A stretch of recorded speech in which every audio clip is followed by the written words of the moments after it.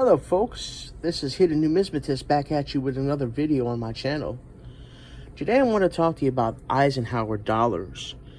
And just like I portrayed a few days ago my Jefferson Nickel Dansco album, and I discussed how easy that was to do, including all the business strikes and the proof strikes, and do that in a very immaculate manner, very beautiful, doing all the business strikes in unk.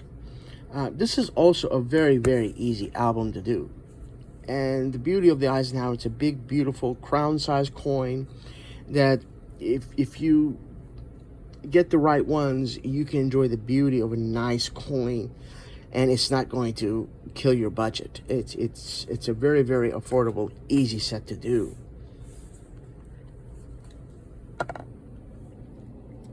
The gentleman here, Frank Gasparro, is the one that designed the Eisenhower and dollar in general, and this gentleman here is Dennis R. Williams, and he did the bicentennial reverse. Frank Gasparro, by many of you know that he's a very, very important designer engraver from the U.S. Mint, and Dennis R. Williams, of course, deserves respect because he did the bicentennial reverse. That's the informational page that I like to capture for all of you beautiful people. As I said, all of these are uncirculated. This is Philadelphia.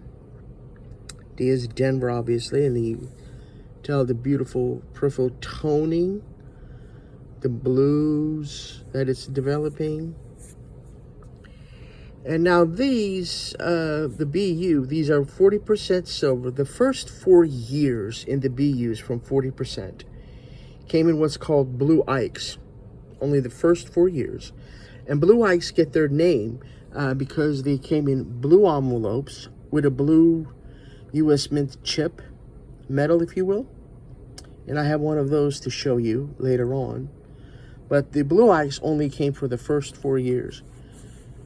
The proof strikes that are 40% silver came in as brown ikes, and I have an example here of what a brown ike is. Some of these came in these brown ike packagings, and some of them like this. You had to crack them open from proof sets. So I wanted to show you an example of what a brown ike is. I don't have a blue ike here, as those were back in the safe. I didn't want to drag out a blue ike. One of the key varieties in the 72 is the Variety 1. Variety 1 has to do with United States of America and how thicker the letters are relative to the Variety 2. And this name of the font is the sans serif, the thicker letters, as the type 1. And I do have the type 2 later on, which I can show you the difference.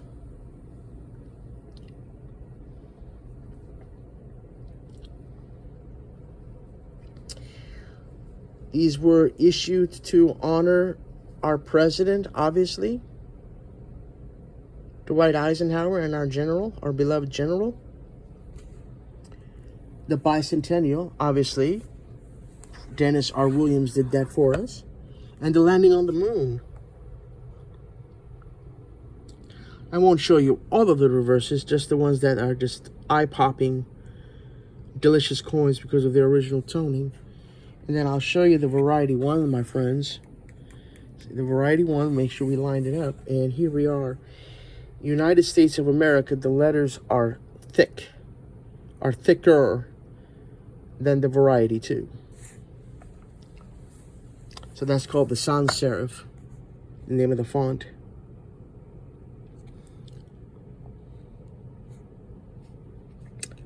I read an interesting article on how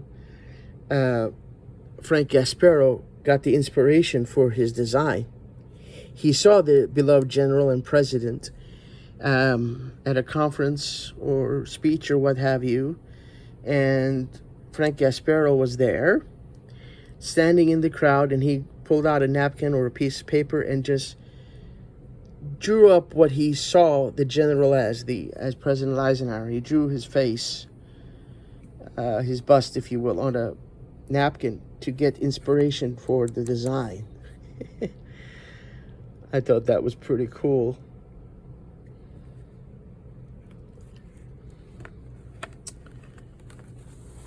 Some of these I cracked out of min sets, some from proof sets. I generally don't want to abuse and crack out any blue ikes or brown ikes. So I pulled those from dealers' inventory. But when I see a blue ike or a brown ike, I tend to leave it alone because I want to save that historical packaging for future generations, as I do have my blue ikes and brown ikes for my own collection. I don't feel comfortable as a numismatist and person that loves history to destroy that. And here's the variety 2, you can see. And this is where the bicentennial picks up for our beloved Dennis R. Williams, who did these for us.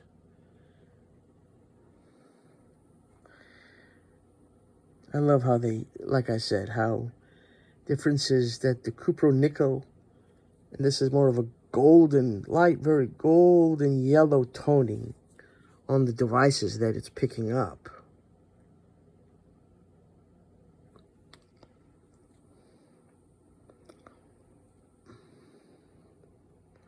Beautiful, beautiful coins. Very easy set to do. And why not? I mean, if you love and respect Eisenhower as much as I do, why shouldn't you do a set, you know? It's so easy. And as a numismatist, I gotta have a set. It's been years since I completed this. And now I'm more involved into bigger, more challenging sets that will probably never be done. But you never know, God willing. And here's the variety 2, okay? The variety 2, the thin letters. Okay, variety 2, thin letters. You see how much thinner United States of America, how much thinner they are. And the name of this font is called the serif. And the thick one is called the sans serif. Okay, and then here are the mintage figures, if you want to capture that, folks. And like I said, this is the uncirculated silver. This is the metal, or the token, if you will, that you would find in blue ikes. And as I said, there are not any major stoppers. Technically, the key, if you want to know the key, it's the 73S silver proof. Where is that? Boom. This is technically the key. The one with the lowest mintage. Like 1,013,000 something. And I have this, according to my database, in raw, in obviously here in my Dansco. And then in my in a double row 2x2 box. And as a brown eye packaging. No, I apologize. I misread. I have this here, and 2, I believe, in the double row box. So that's the 73S. This is technically the quote-unquote the key. But like I said, it's nothing horrendously, awfully expensive.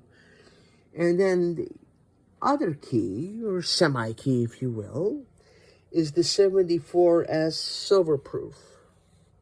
Boom, this one. Key, semi-key. And mintages are very similar. This one's a little bit more, 1,306,579. So, wanted to show that to you folks. So, no major stoppers or, you know, not an impossible set by any stretch of the imagination. And this is a cool variety. I could have put this, I believe, well, I guess I can. One of these ports, I'll probably put it next to here. But this is a cool variety that I had to get. There are no, if I can get the label open, this is a 71. And it's the peg leg variety. There are no serifs on the base of the R of liberty.